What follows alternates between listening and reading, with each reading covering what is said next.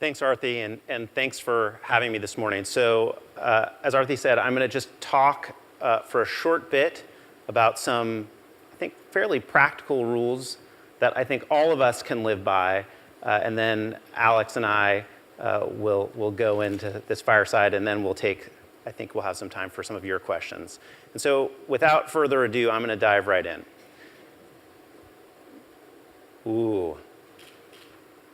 Rule number 1. Love thy reporter. So I think as evidenced by this morning's breakfast chat where our friend from Mashable had to be put in the position of potentially defending why it is that he should be loved, it seems to me that we're in this age right now where we have many media relations professionals who, for whatever reason, feel like they are set up in an antagonistic way against the media. And so it seems to me the first rule that all of us need to be asking ourselves is, if you are in this profession and you do not love reporters, reporting, journalists, journalism, you're in the wrong place doing the wrong thing. You just are. And I think you can look far and wide and see this antagonistic relationship that has emerged. And I think at the core of it truly is a lack of appreciation for the enormous work and the incredibly important work that journalists have to do in today's age. Part of which is, in many of these publications and outlets, they're asked to do Herculean tasks given extremely limited time and virtually no resources. And so it is more important than ever that we in the media relations business are out being incredible resources for them, helping them do their amazing work, and that we have to hire accordingly. And so I'm sometimes asked, hey, as you're interviewing candidates, what are the kinds of questions that you ask them? And if I am talking with someone and it occurs to me that maybe they themselves are not lovers of journalists and journalism, they might not have a place on my team. So this to me seems like very basic rule number 1. It pains me to have to actually go into that detail, but let's at least start there.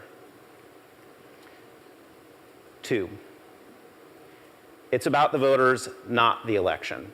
So my background is in political campaigns and political communication. And I think for some time, it was in vogue to have media relations professionals who had this background. And when you ask people, why is it that you were hiring people and staffing your team with folks who had this background in electoral politics and political communication, they would go through these long tales and say, well, our business has any number of what we view as election days, these decisive moments where we will either win or we will lose. And what I want is someone on my team who understands the stakes of this, who will understand what is on the line and what it will entail to either win or lose this moment, this election day. And this person will help us prevail. And so much of the focus was on these singular, decisive moments. It's not to say that as you look back through the history of a variety of companies and organizations, that there haven't been these pivotal, decisive moments in their history that have had huge impacts on their trajectory. It's absolutely true. That said, there is a very different, and I would argue much more important lesson to draw from the folks who have this background in electoral politics. And that is, if you go to any campaign manager, any political communications expert on any campaign in this country and in most around the world, and ask them, who's the voter in this election? Who are the voters who are absolutely going to vote with you no matter what? Who are the voters who will never vote for you no matter what? And who is, as we call in this country, the swing vote? Who are the folks who are undecided in the middle? Any self-respecting campaign manager, any self-respecting communications expert in politics will tell you with often surprising detail who those voters are. To have that same conversation inside some of the companies that many of you guys serve, some of the companies where some of you work, and ask, who is your customer? Who are your users? Specifically, who are they? What do they look like? What are their needs? What do they want? Why do they come to you? Why don't they? And if you are in an environment where you don't have those clear answers, that is where I think the background in politics can come in handy. That is absolutely the case. But the lesson to be learned from this background in electoral politics is not it's about election day, it's about winning these decisive moments. It's having this really, really thorough, exhaustive understanding of who your customer is, what their needs and desires are, and how to meet those. Next. Get the picture. This is a picture from last November on the day of Twitter's IPO. And it really is interesting to me as a consumer of media relations, as it were, when I look at other companies and organizations' blog posts and press releases and whatnot. And I can see, as I'm sure many of you too as well can, just the amount of painstaking work that went into the 1,000-word blog post or the 1,000-word press release, and yet no work, sometimes literally zero work, went into the picture that accompanied it. Sometimes there's no image at all. That can't be. If you're working in an organization where you are releasing a message, you are releasing and distributing communication, and there's not an image accompanying it, have that be a deliberate decision. It may very well be that you have chosen to omit that. But if you are not including those real 1,000 words, if you are not including an image along with your words, you're doing yourself a massive disservice. In this case, the way this image came to be, by starting with the image, and what I mean by that is, when I approached that day, the day of Twitter's IPO, I thought, not what will the headline be, even though certainly that was important, or what will the 140-character tweet be, certainly that is important, but what will the image be? Can we start from that place? What will the picture be that people will see coming out of that day? And how can it be used to express something that is potentially even more powerful or profound than even our words can be? And in a second, I'll talk about what the potential is for a canvas like this. And the question, in asking that question of what will that picture be, it was a function of looking at what the pictures were, and you can do this yourselves. Go take a look at fill in the blank company and IPO and go and do an image search on your favorite search engine, and you will tend to find images that start with the companies, that start with the executives.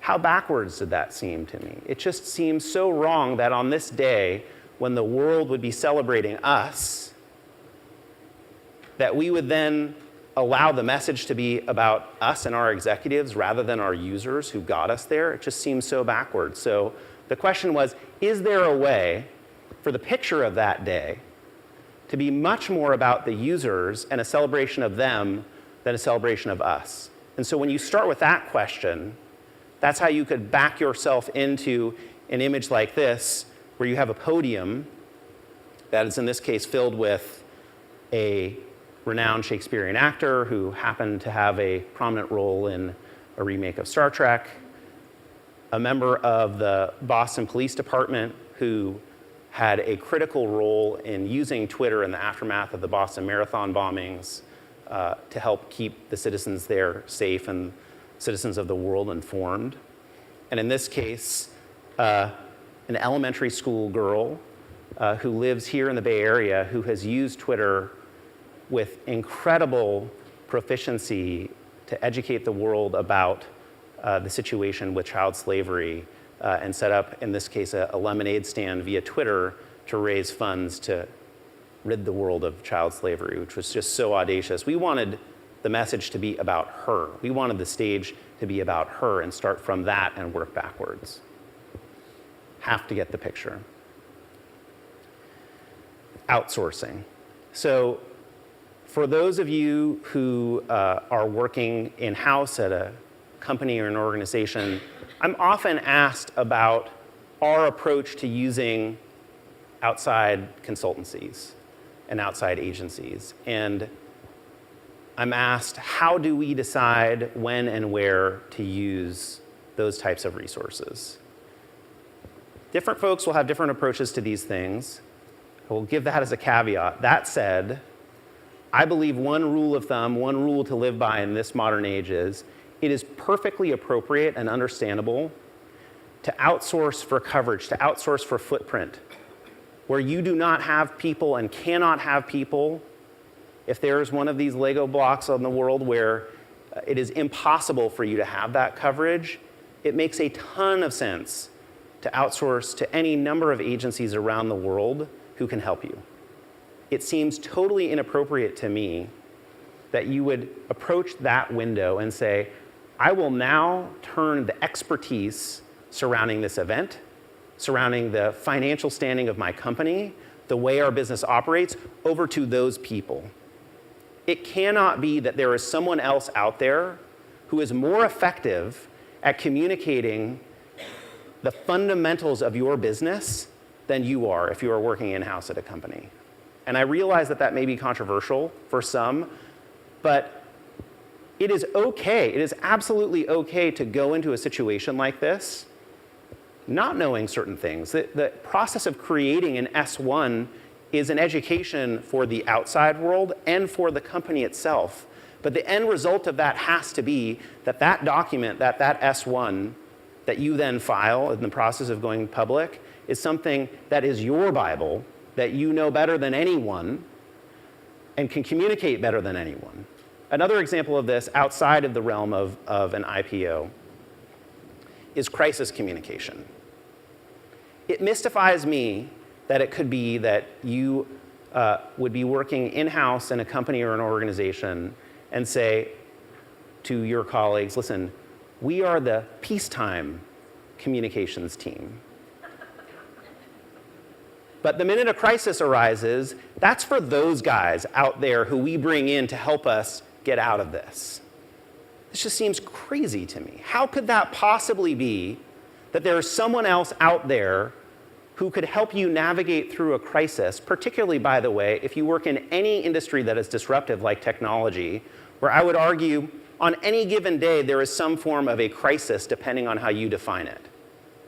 So it must be the case that there is a role for certain crisis communications agencies for various idiosyncratic conditions. But it cannot be, as is the case in many in-house communications teams, that they are simply the peacetime communications group. And that come a crisis, better get on the phone with those guys because they're the people to talk to. Not an appropriate use of outsourcing. That would be an example of outsourcing for competency, not for coverage. Geographic reach, great. Arms and legs, great. Core competency, in my opinion, not so great.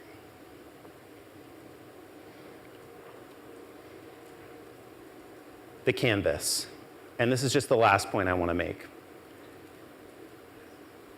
You may think that the canvas for marketing and communication is defined by whatever your preconceived notions are of the conversation and the opportunity.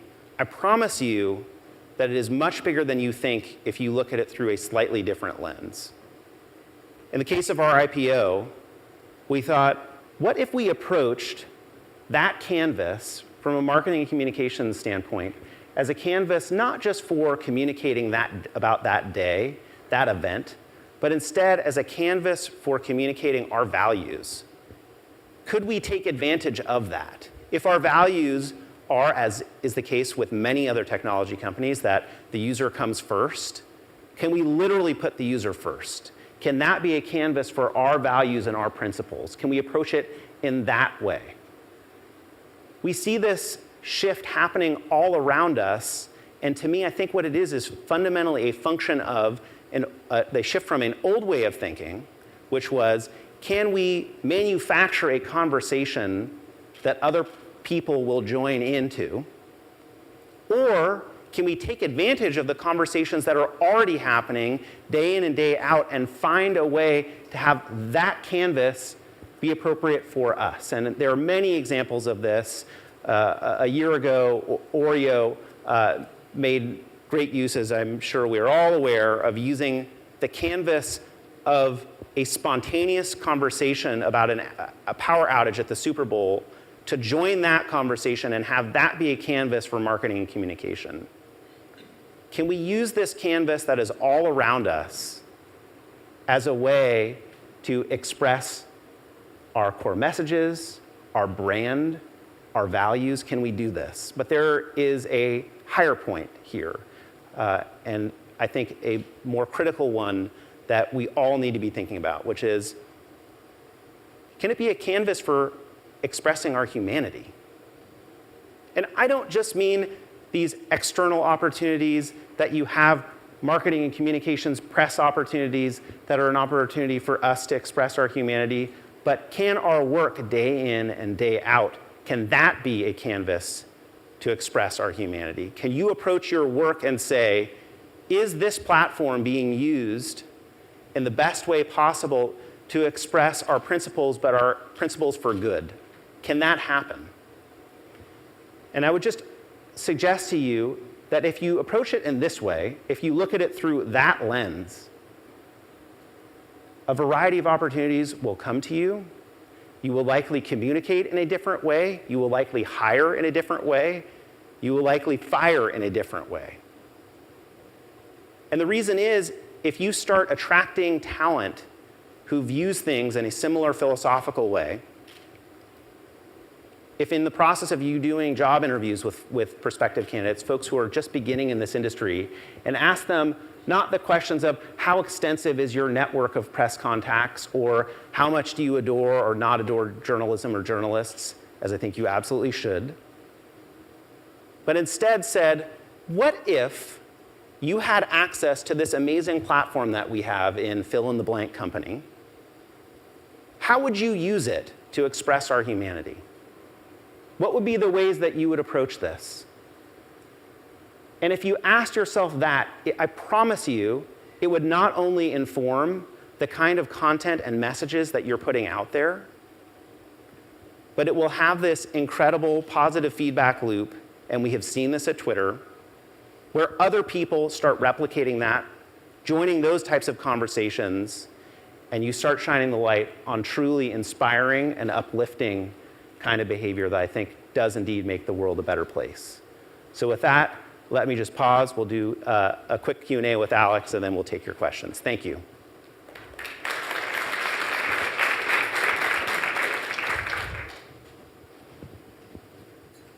It's hot on this fireside. It's amazing hot. So thanks, Gabe, for that illuminating and provocative discussion. I'm probably going to drill down in a couple of things, and then we'll sort of throw it out to the audience. To all those journalists in the audience, I don't think I'm going to drill down a lot on the love thy reporter. I get it. We love you. And just rest assured that love is permanent and deep. So why don't we talk about a couple of the other things that you brought up? Yep. Politics, an old passion of ours. Can you sort of talk a little bit more about the value of political experience, and also maybe the challenges with those with a political background? Sure. I guess, first of all, just if I can know the voter and not focus on election day here, how many people here have experience working in political communications? Wow, quite some number of you. Okay, so before I was referring to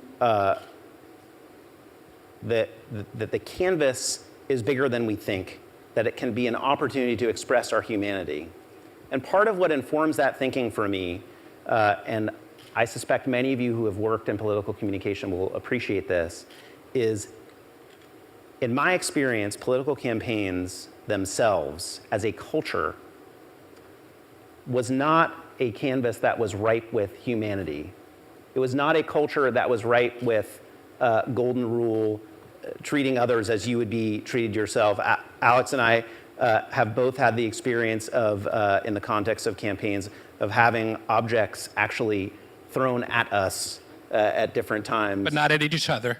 True. And both missed in both cases. But I looked at that culture, and for me, in building out a team and a group, it was very clear to me that however the culture was that I was going to build, it was not going to be that.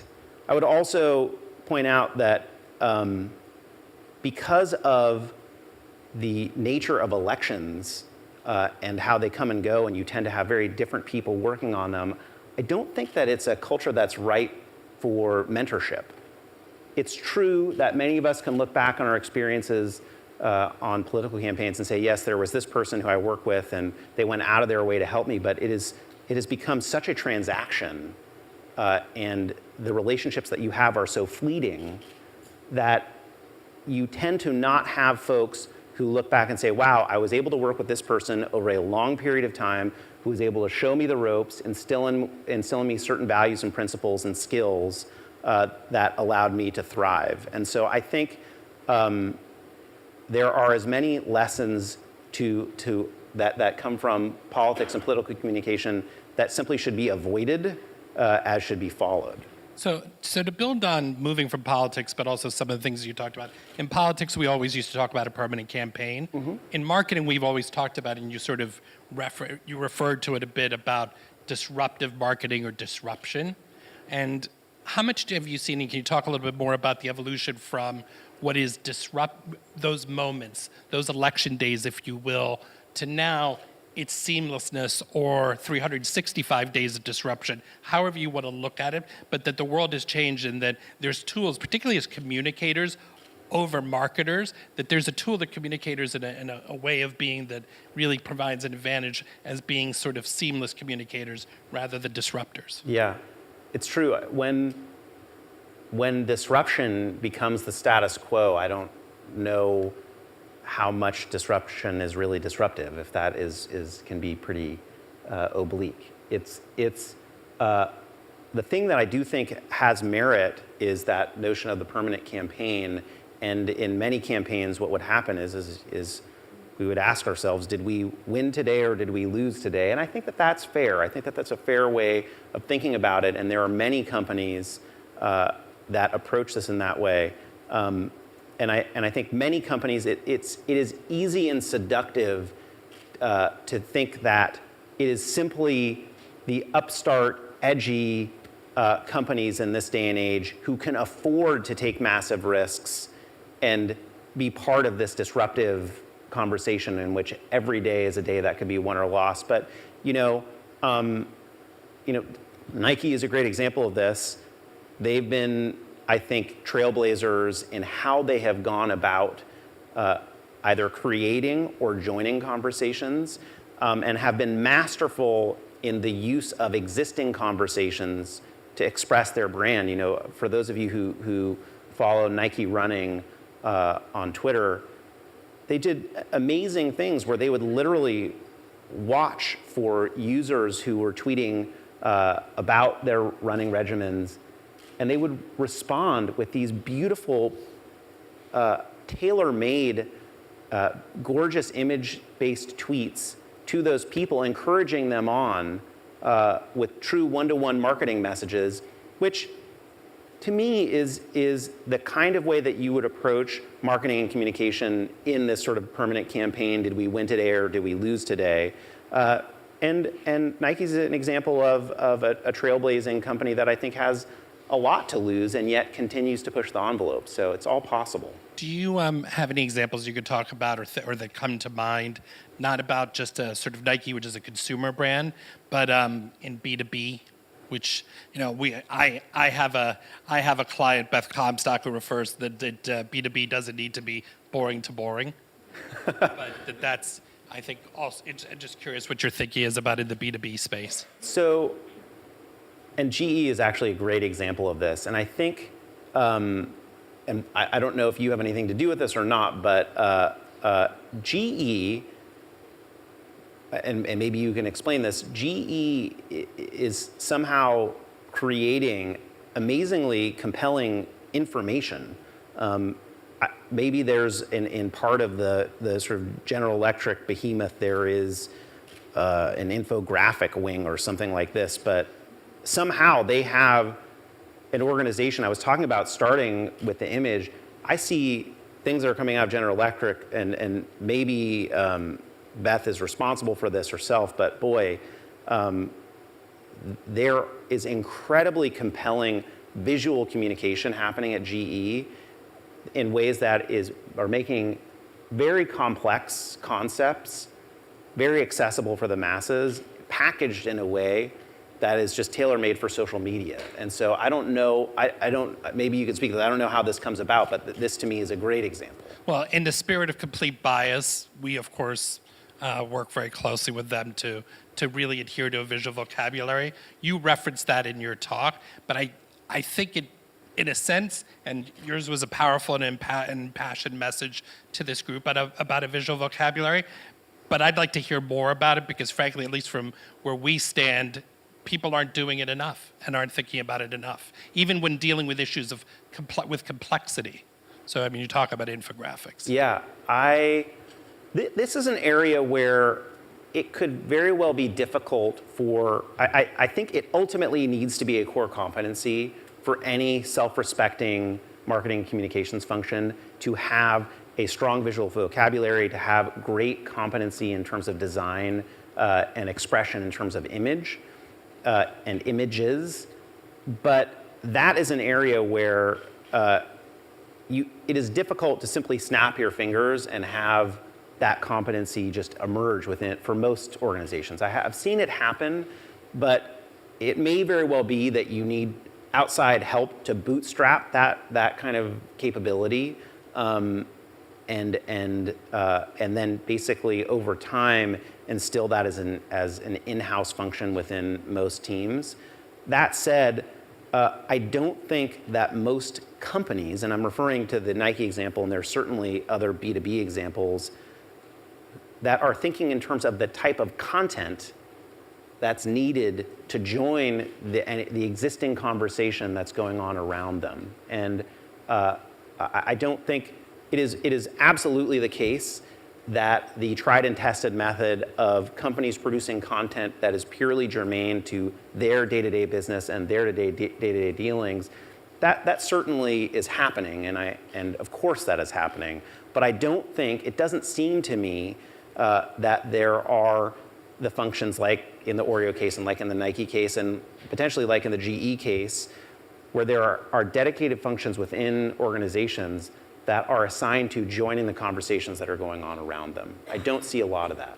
Well, I always like to think that if George Orwell were alive today, he would have written Content Farm and would have said that all content is equal, but some is more equal than others.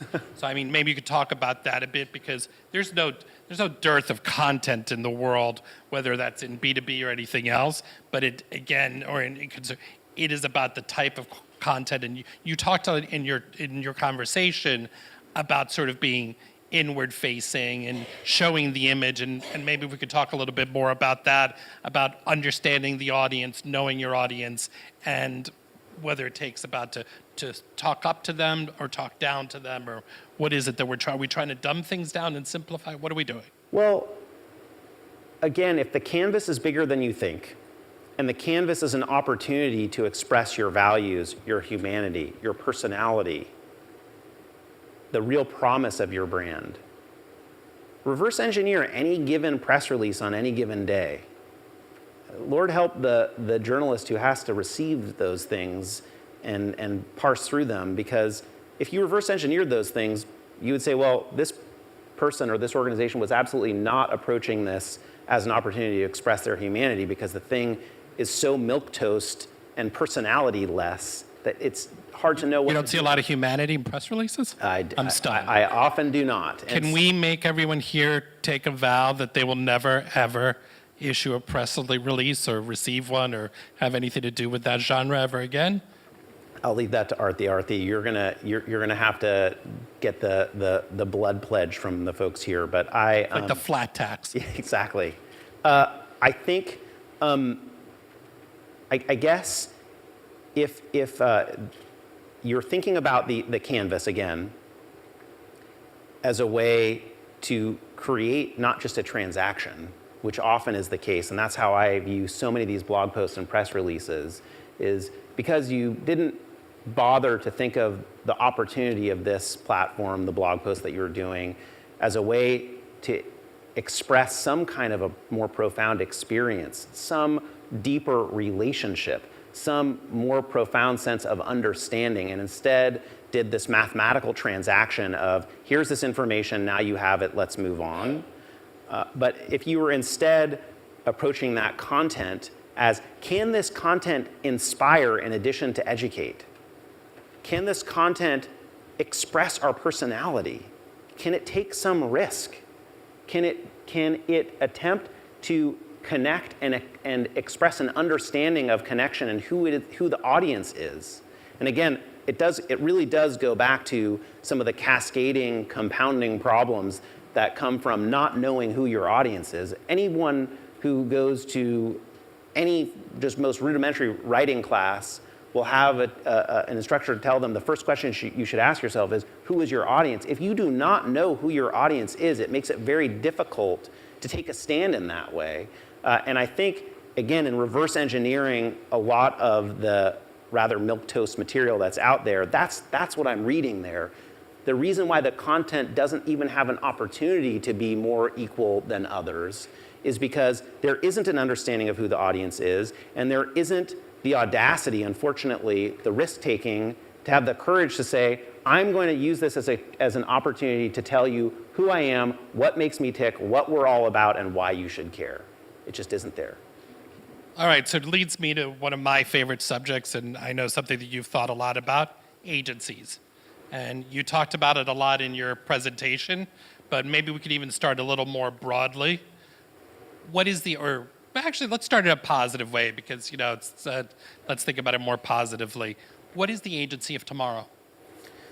So the agency of tomorrow, I think, listen, it's difficult to answer this in a uniform way because there are different companies of different sizes with different needs and different budgets and so forth. Some of the elements. So some of the elements of this, I think, are if the agency of tomorrow is approaching the world with many of these rules to live by and has a visual vocabulary in how they approach things, commands a thorough understanding of the audience, the user base, the consumer base, who those people are and who they're not, and what it will take to have a better understanding of converting the people who are not users or customers.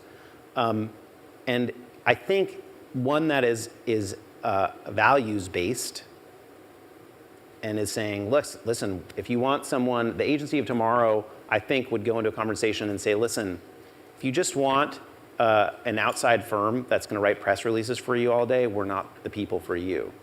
If you want someone to help you with arms and legs that understands the real values that you embody as an organization or as a company, we will be here to help you express that, and hopefully over time, as they grow, like let's say any good therapist will let that function resume being in-house, and they will go on and spread their teachings to other companies in need. I think that's the agency of tomorrow. It's actually probably not the kind of company that is doing intensive, hands-on, day-to-day work for long periods of time, unless, as I said before, there are examples of coverage that's just never going to be met. But in terms of real competency, I think the agency of tomorrow is actually there to teach people the way they should be approaching these different challenges, helping them staff accordingly and probably move on.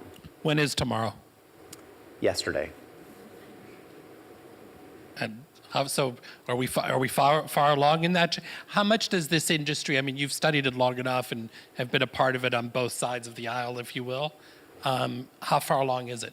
So actually, the reason why I say yesterday is not to be flippant. There are many outside firms that I think approach things in this kind of way. I really do. I think this isn't that new or revolutionary in that respect. That said, it is not, in my assessment of it, the majority of firms who approach it in this way. And so it is going to take a long time, I think, to see the cultural shift where it is, among other things, going to take a moment of courage where agencies approach the companies who are coming to them and have this courageous moment where the customer isn't always right, where the customer says, we know what we need and we need this transactional milquetoast press release or blog post, please just do it. And it's going to take the agency going to those companies or organizations and say, actually, this is precisely not what you need. Let us tell you what you need, paint for you the opportunity that exists by taking a slightly more audacious view of the potential impact of that kind of work. And I think that that's what's going to take for more sort of long-term, broader change, but I don't think that it's certainly not the majority of the work that I see today. Do you think that the hallmark of, let's say, of modernity and moving to this, and you mentioned values-based, and I'd love to talk about that a little bit more. Is that about recognizing what you actually, as an agency, wouldn't do, as opposed to what you would do as well, and turning down assignments? Well, I fear that there are, and again, I don't know this firsthand, so the answer is yes. I think it absolutely will entail turning down some assignments. And again, I'm oftentimes on the outside looking in at certain interactions that have occurred or material that's been distributed and trying to reverse engineer those things and imagining the thinking that went into them.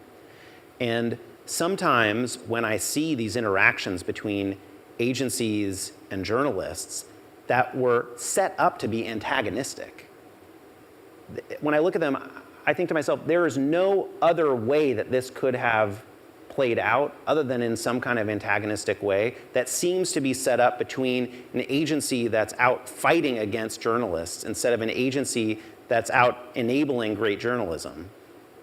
And so I do think that, among other things, agencies who are asked by clients to fight journalists and journalism and their reporting, I think at some point, yeah, it's absolutely at a minimum going to take that culture just saying, no, we will, if you want those people, keep going down the road because we will simply not do that. And we saw that play out in a very public and I think pretty embarrassing way between Facebook and Google and an agency in question there.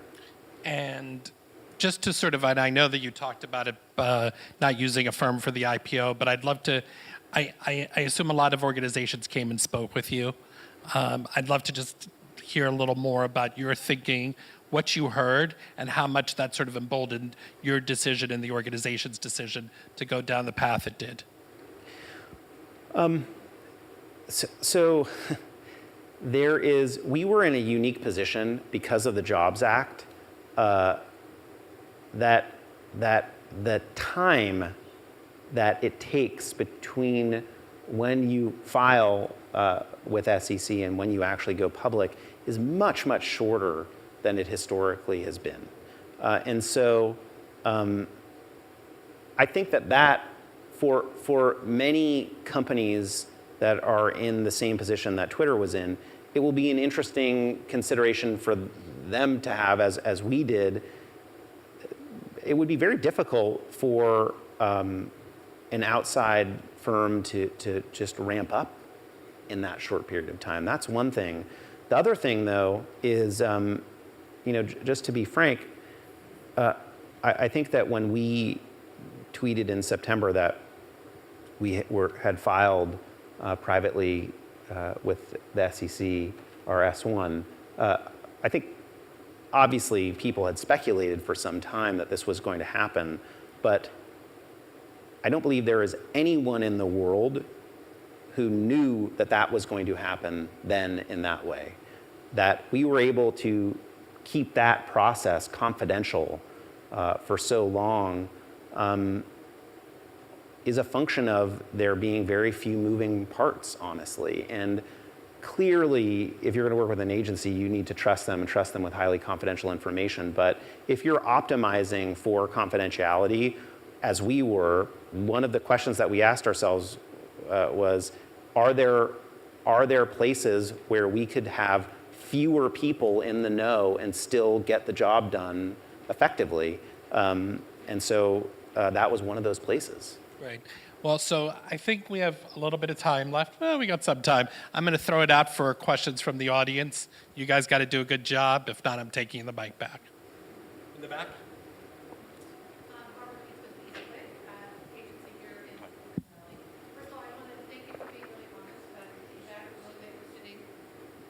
In a room full of mostly agency people who may not be very happy with some of your opinions.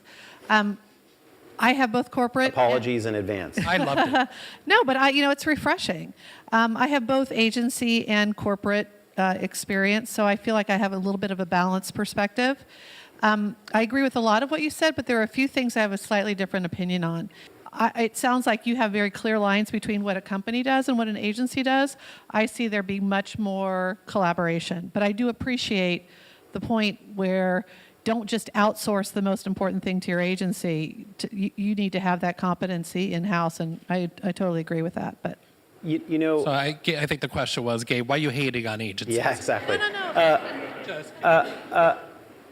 There's a couple of things there that so I think that there's a lot of merit to what you're describing, and what I would tell you though is if you're approaching it slightly more holistically, and there was one thing that you were pointing to in terms of that culture of the distance and someone who has a bit of perspective who can call you on certain things in a way that if you're drinking the Kool-Aid you might not be able to.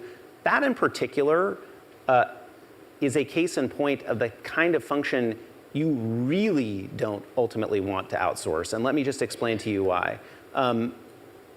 We have a series of core values at Twitter that are internal to the company, but that drive the way we approach our work. And one of them is about communicating fearlessly. If again, you have part of the function of your agency is to hold you accountable for when you have just completely consumed the Kool-Aid and are not seeing things clearly, and you're relying on that outside function in order to bring you back and ground you, that to me is the sort of taking aspirin for long-term chronic pain approach. There must be a culture internally within companies where people can say, hey, we know that there's this prevailing thought that this is true. It is not true, and I'm going to have the courage, and I will communicate fearlessly right now internally to tell you this is a profoundly bad idea. That having been said, I really do, one of the things that you were saying to begin with that I think has a ton of merit is when there's this strategic partnership, and it's not just a sort of execution outsourcing, is totally spot on. And I want to note, we are using agency support in various places around the world. And not only, I think, do we have that kind of strategic relationship with them, but it's really important, I think, for there to be a fair amount of autonomy in a lot of the international help that you get. Because first of all, the way a message and marketing communication is expressed globally isn't going to be uniform. And so there needs to be a fair amount of autonomy there.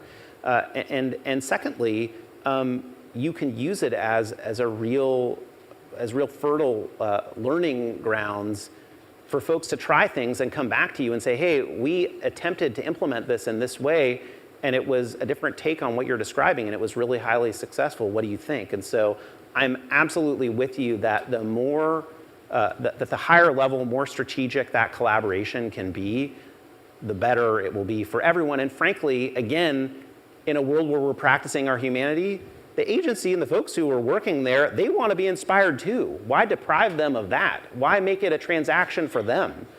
They are maybe not formal full-time employees of the company, but they're out there representing you day in and day out. Can you structure the relationship in a way that allows them to be inspired, that makes them the most inspired evangelists they can be? And that's the way some of our conversations really start, is what are the ways, I was referring to the ways that we would hire people as full-time employees. It's a very similar conversation that we have with agencies. Hi, Hi, it's Tom Coombs at Cognito. I'm just curious as to how the investment that Twitter makes in comms is functioned. Like, what are the KPIs for the group, and how does that work in your firm?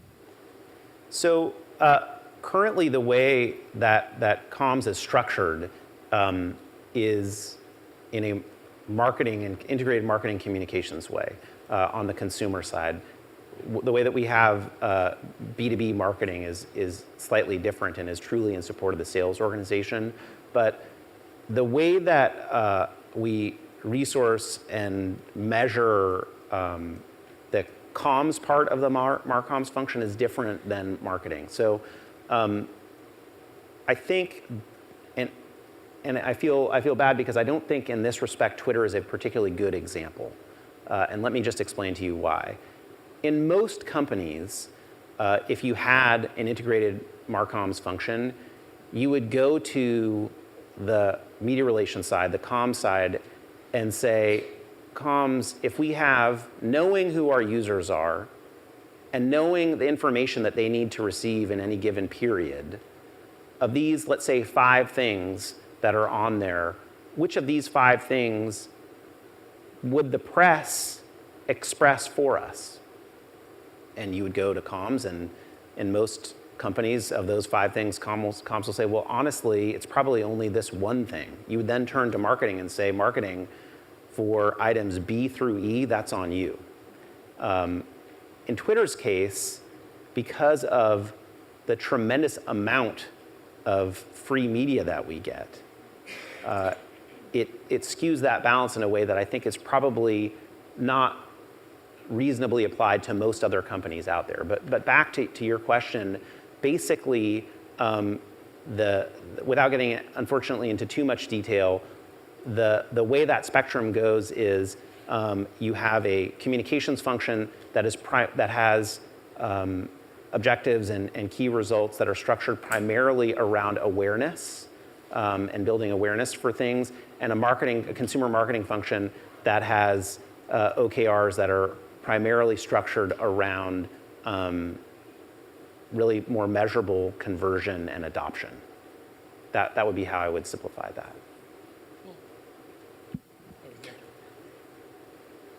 Hi, I'm Laura Bizdeck from Bonfire. We're a strategic and creative communications firm here in San Francisco. I was really moved by that image from your IPO. I think the easiest thing to do would have been to have some of your key execs there. And I think you guys were very thoughtful and strategic about who was up there. And I think the power of the imagery will make people read, right? So those stories and that storytelling are very important to helping people dig deeper.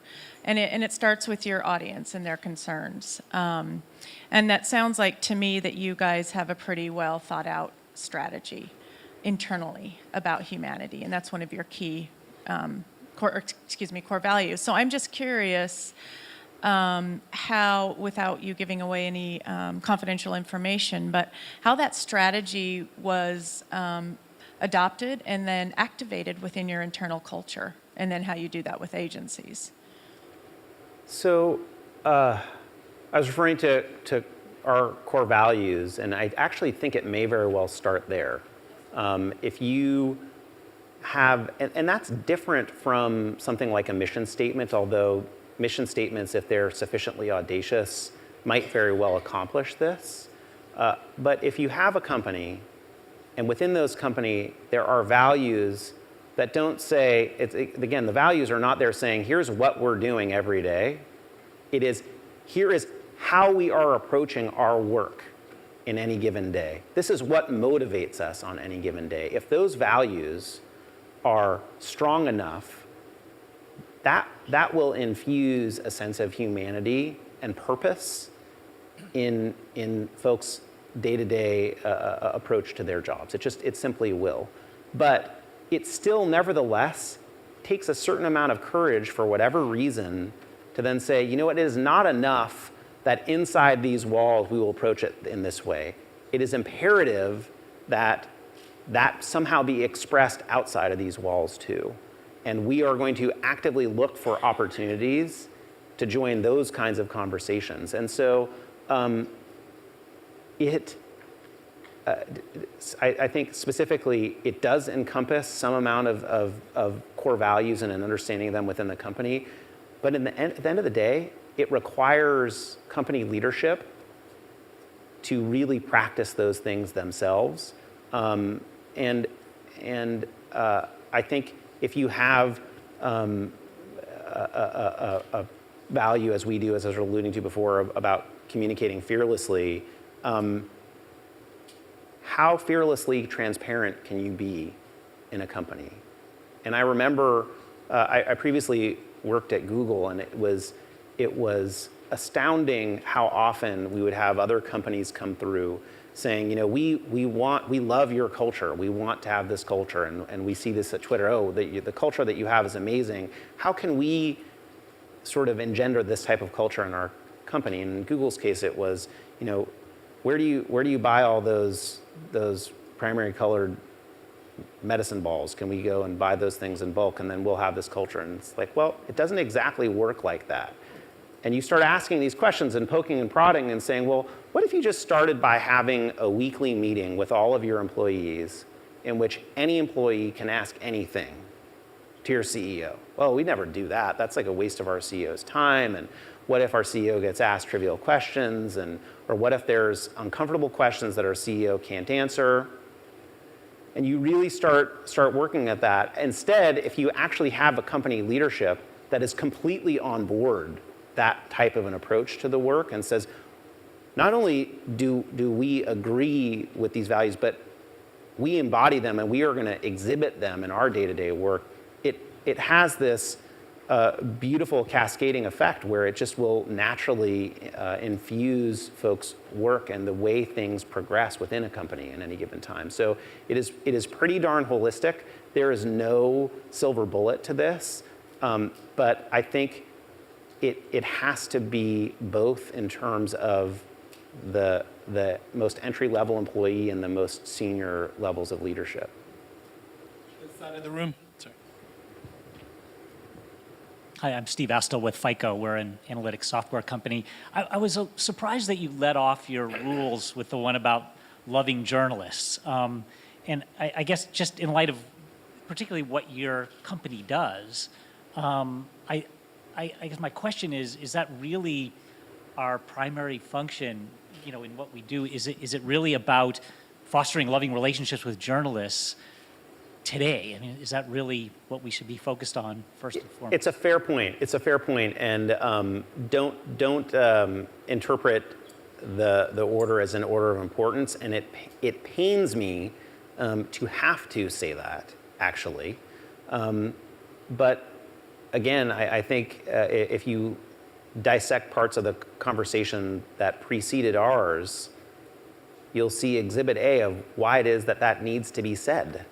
And if I had a hunch that everyone believed it themselves, I certainly wouldn't point this out, but instead I have a hunch that if you go to many companies and many agencies and ask the people point blank, do you love journalism? Do you appreciate journalists and what they're trying to do? You will find an astounding number of people who say, no, I don't, and I'm out there fighting against them day in and day out.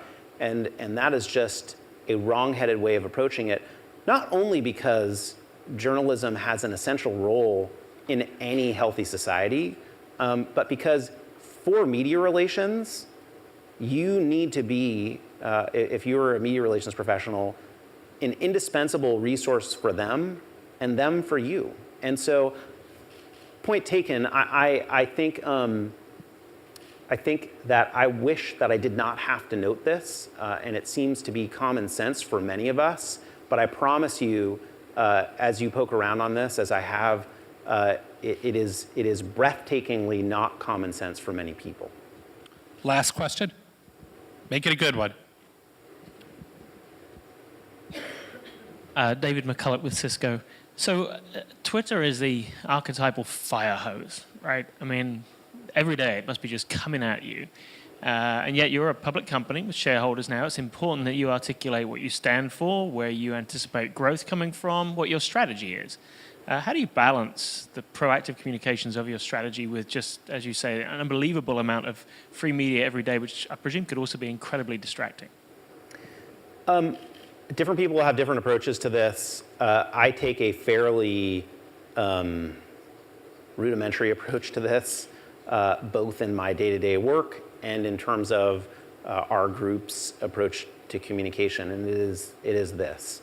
I subscribe to the sort of displacement approach to prioritization, which is, if I took a rock and I dropped it in the middle of this full water glass, water will overflow. If you go about your work with this approach, and I'm sure there are some more enlightened people who have incredibly intuitive senses of how to prioritize their work day in and day out and how to perfectly balance proactive and reactive communication. Mine, unfortunately, is less sophisticated. And so I take this displacement approach and I say, in any given, let's say, quarter, what is the most critical thing that needs to be understood about us by the outside world? And I plop that in the middle of our glass or schedule or calendar, as it were. And there will be things by doing that that get displaced that maybe shouldn't be. But at the very least, if there is a common understanding of what those most critical priorities are, I think, and this is again just my approach to this, I think what can happen is if you can at least create consensus around this is the thing that must displace everything else, and then have a follow-up conversation about, but wait, this got displaced and that thing is our next most favorite child and so forth. That's a healthy and constructive conversation, but I tend to think that is more efficient in the end, and if you're optimizing for speed, as we often are, that tends to be a faster way to get to a very similar outcome than going through some kind of painstaking process of a rank-ordered list of messages and tactics on any given day, week, month, or quarter. So that's certainly how I approach it.